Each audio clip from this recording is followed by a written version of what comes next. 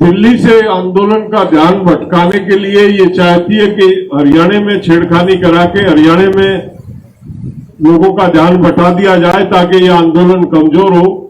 पूरे संयुक्त मोर्चे के तमाम नेताओं ने इस पर विस्तार से चर्चा की। अनेक दफे सरकार ने जब से ये आंदोलन चला इस तरह के दुष्चक्र चलाए, ये भी उसी का एक हिस्सा है। संयुक्त मोर्चा पूरी तौर से सतर्क है, इस चाल को समझता, और हमने अपने लोगों को आगाह भी किया है कि इस तरह के किसी दुष्चक्र में हमको फंसना नहीं है। लेकिन साथ ही साथ ऐसा नहीं है कि ये हमको ये मान ले कि संयत कमजोर करने का प्रयास, ये हमको पुलिस के उत्पीड़न से डरा के उसमें हमारे लोगों के मनोबल को तोड़ेंगे। वो जो गिरफ्तारी हुई हमारे लोगों की परसों, कल राकेश जी टोहाना टोल पे जाके कल बैठ गए और उन्होंने ये ऐलान किया कि जब तक हमारे साथियों को छोड़ा नहीं जाएगा तब तक वो वहां से हटेंगे नहीं। आज फिर इस पे विस्तार से चर्चा हुई और हमारे संयुक्त मोर्चे ने ये निर्णय लिया।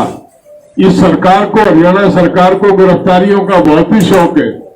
कल राकेश टिकैत और गुरनाम सिंह जी के नेतृत्व में टोहाना सिटी थाने में हजारों हजार किसान गिरफ्तारी देने जाएंगे और ये सिलसिला कल आखिरी नहीं है, कल इसकी शुरुआत, ये निरंतर जारी रहेगा। हरियाणा सरकार की गलतफहमी और उसकी कैपेसिटी देखेंगे हम कि कितने लोगों को वो गिरफ्तार कर सकती है। कल का ये एक्शन प्लान हमने आज यह फाइनल किया। हमारे लोग वहां पे जाके अपना एक्शन लेंगे और उसके साथ ये भी तय किया हमने कि जिस तरह से हिंसात्मक तरीके से आज तक ये आंदोलन रहा, जो भी एक्शन लिया जाएगा वो अनुशासित और अहिंसात्मक तरीके से लिया जाएगा। दूसरा फैसला जो आज लिया गया, हर मोर्चे पे एक महिला कमेटी का गठन किया गया। महिलाएं, क्योंकि सभी मोर्चों पे महिलाओं का प्रतिनिधित्व है और हम ये महसूस करता है मोर्चा के कई दफे महिलाएं शर्म से अपनी बात को ठीक से कुछ वो कहना चाहती है, रख नहीं पाती हैं। तो हर मोर्चे पे उनके समस्याओं को सुनने और उनका निदान करने के लिए कमेटी होगी, जिसका आज यहाँ पे गठन किया गया।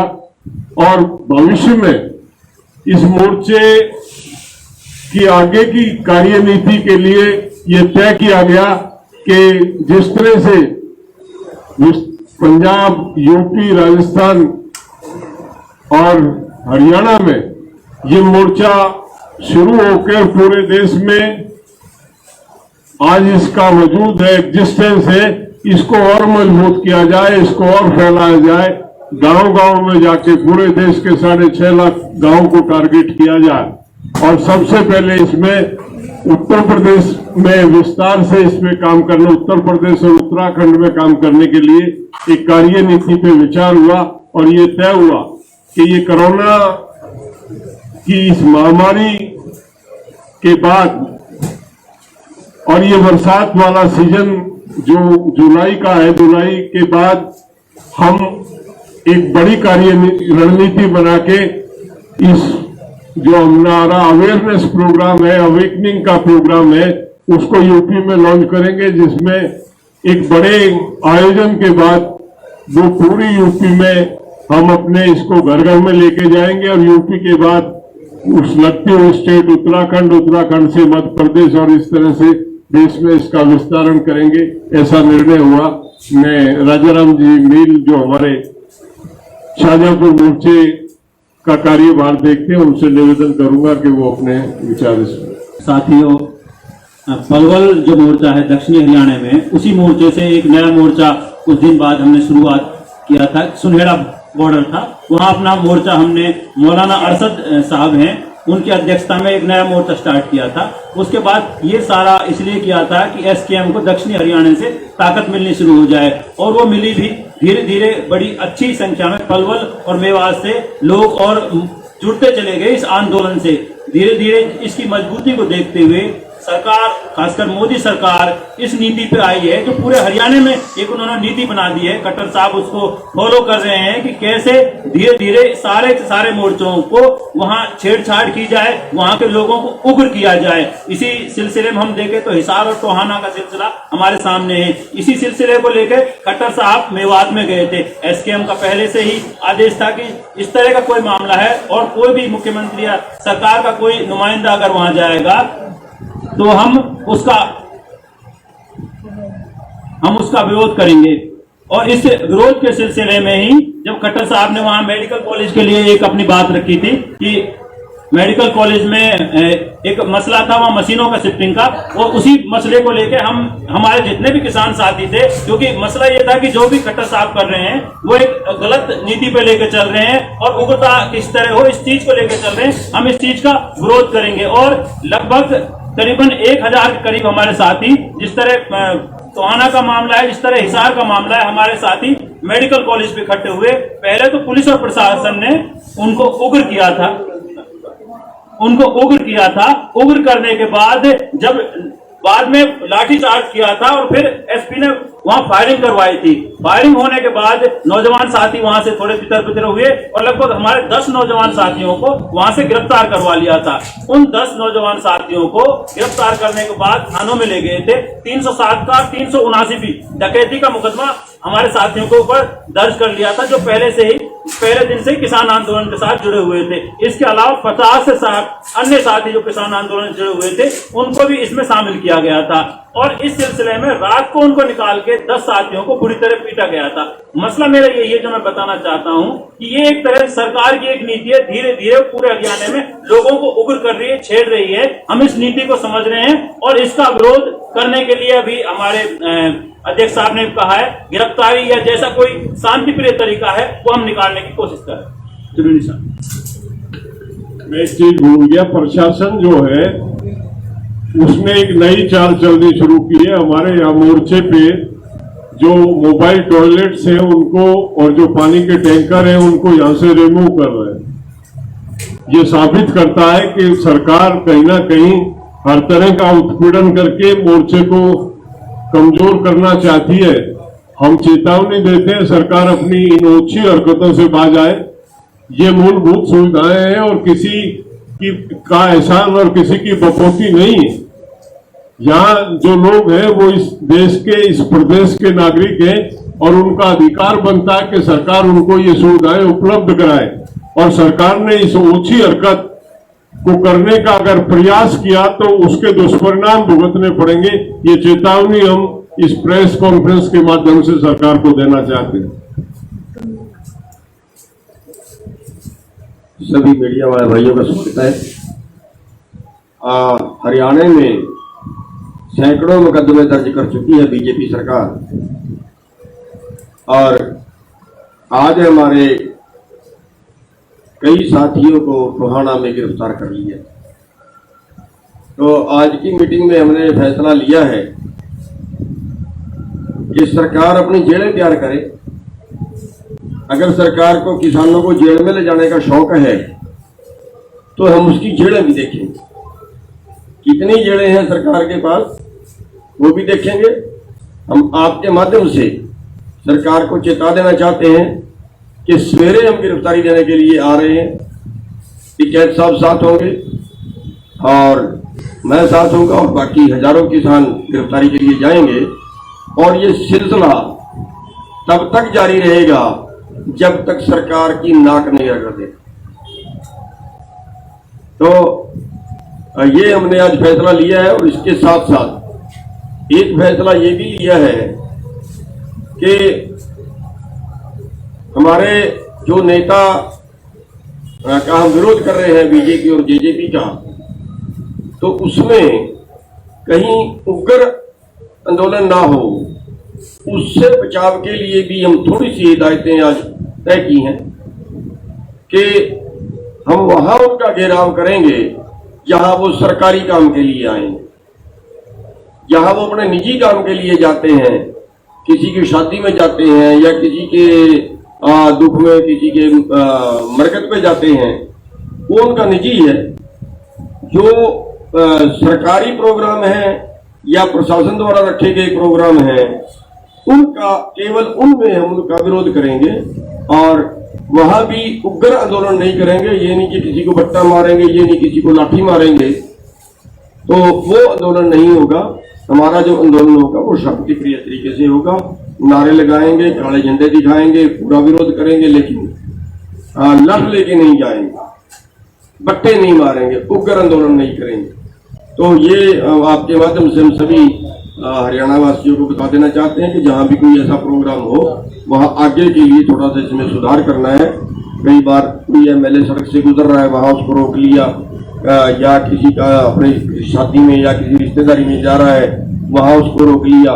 ऐसा हमने नहीं करना है। ऐसा आज के संयुक्त किसान मोर्चे की मीटिंग में फैसला लिया गया है और कल हम हजारों किसान टोहाना सिटी थाने में जहाँ पे आज लोगों को गिरफ्तार किया गया है, वहां पे हम गिरफ्तारियां देने के लिए जाएंगे और ये सिलसिला लगातार जारी है।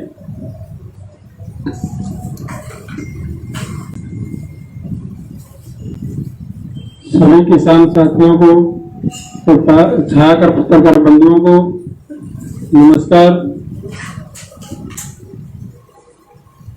तो मेरे से पूर्व वक्ताओं ने जो बताया है कि 2 तारीख को टोहाना फतेहाबाद जिले के विधायक बीजेपी के देवेंद्र बबली जी ने हमारे किसान साथियों के ऊपर जो जबरदस्ती एफआईआर दर्ज करवाई है।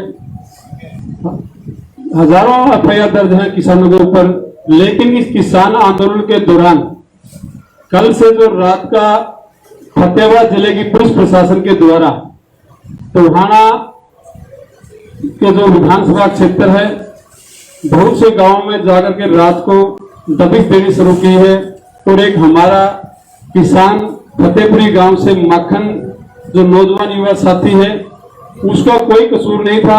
वो जो हमारे संयुक्त मोर्चा की तरफ से कॉल दी गई है कि जो कोई भी विधायक, एमएलए, एमपी का विरोध करने का जो हमारा तरीका है, काले झंडे दिखाना या उसकी गाड़ी के सामने लेट जाना।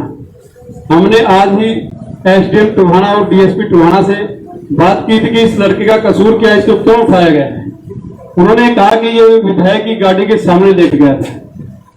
गाड़ी के सामने लेटना ये हमारा आंदोलन का एक हिस्सा है, इसमें कोई ऐसा काम नहीं बनता कि उसको उठा करके जेल में डाल दिया जाएगा। उन्होंने कहा कि हम इसके बारे में बात करेंगे और इसको अभी रिहा कर दिया जाएगा।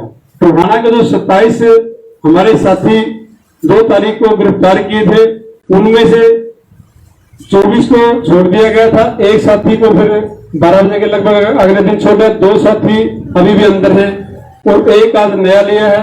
तो जो फतेहाबाद का प्रशासन है, मैं आप मीडिया के माध्यम से बता देना चाहता हूं कि वो बिल्कुल शांति में तरीके से लगातार 6 महीने से हमारा फतेहाबाद, सरसा, जैन, हिसार सभी एरिया के किसान बिल्कुल शांति से कार्य कर रहे हैं।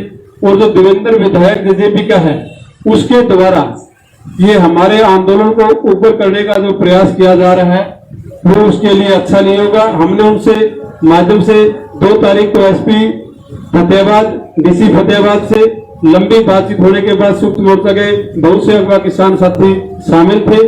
उन्होंने प्रशासन के माध्यम से कहा था कि मैं किसानों से जो माफी मांगने की बात है वो भी करूंगा, लेकिन वो माफी मांगने दूर की बात है, हमारे किसानों को दोबारा जबरदस्ती जड़ों में ठुसवाने का काम जो प्रशासन का सरकार की धमकी दे रहा है, इसके लिए हमारे पूर्व वक्ता ने बता दिया कि कल टोहाना के अंदर हम सब किसान साथी हजारों की संख्या में पहुंचेंगे और प्रशासन जितने भी उनके पास जड़े हैं वो तैयार रखे किसान गिरफ्तारियां देने के लिए। कल टोहाना सिटी थाने में हजारों की संख्या में जाएंगे। जय जवान, जय किसान।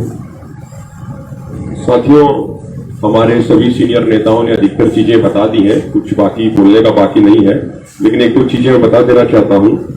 मोर्चा ने यह भी फैसला किया कि जो वहां पे टोहाना में जो एक पंचायत हुई थी, तो जो पंचायत ने फैसला किया था, एसकेएम उसका पूरा समर्थन करता है और 7 तारीख को पूरे प्रदेश में 4 बजे तक सभी पुलिस स्टेशनों के सामने धरना लगाया जाएगा।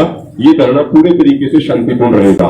हम एक ये स्पष्ट कर देना चाहते हैं कि ये धरने का कार्यक्रम है, घेराव का नहीं। हम किसी भी तरह का टकराव नहीं चाहते और शांतिपूर्ण तरीके से धरना लगाएंगे।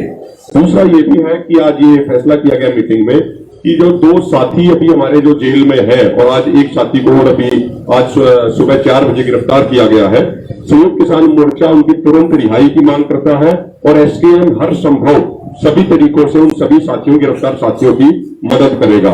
और जो अभी ये गिरफ्तारियां हो रही हैं, इसमें संयुक्त किसान मोर्चा ने ये तय किया है कि कल सुबह 11 बजे जो सदर थाना है वहां पे चौधरी राकेश टिकैत और सरदार गुरनाम सिंह चढ़ूनी जी के नेतृत्व में हजारों किसान अपनी गिरफ्तारियां देंगे। और ये ऐसा नहीं है कि कोई एक ही दिन का कार्यक्रम है, जब तक प्रशासन झुकता नहीं है तब तक ये कार्यक्रम जारी रहेगा। और एक बात हम ये स्पष्ट कर देना चाहते हैं कि हमारे पूरे देश के नौजवान और सीनियर लीडरशिप, जो दोनों लीडरशिप है, वो बिल्कुल मिलजुल के मजबूती से इस आंदोलन को आगे बढ़ा रहे हैं और पूरे तरीके से हम एकजुट हैं। अपनी सीनियर लीडरशिप के मार्गदर्शन में पूरा मोर्चा आगे बढ़ाएंगे और ये मोर्चा हम निश्चित तौर पे जीतेंगे। सरकार के जितनी भी साजिश और षड्यंत्र है उनको फैल किया जाएगा। और जैसा आदरणीय युद्धवीर सिंह जी ने अभी बताया था, एक ये पूरा प्रशासन पूरा ऊपर से, ये कोई स्टेट लेवल का मामला नहीं, ऊपर से केंद्र सरकार ये साजिश कर रही है। हरियाणा के किसानों का ध्यान भटकाने के लिए जगह जगह ऐसी एक्टिविटीज कराई जा रही हैं। तो एक बात हम ये स्पष्ट कर देना चाहते हैं कि दिल्ली के बॉर्डरों को भी हम मजबूत करेंगे, पहले से भी ज्यादा मजबूत करेंगे। और जहां पे किसी और जगह पे प्रशासन कुछ इस तरह की कार्रवाई करता है तो हमारी सीनियर लीडरशिप बड़ी सूझबूझ के साथ फैसला लेके प्रशासन की उन सभी चालों को भी नाकाम करेंगे। धन्यवाद। नेशनल दस्तक की आपसे गुजारिश है कि अगर इसको बचाना चाहते हैं तो नेशनल दस्तक को सब्सक्राइब करने के लिए रेड कलर के सब्सक्राइब बटन को दबाएं, फिर बेल आइकन की घंटी दबाएं। नेशनल दस्तक को बचाने के लिए बहुत जरूरी है कि हर खबर को शेयर करें, लाइक करें, कमेंट जरूर करें।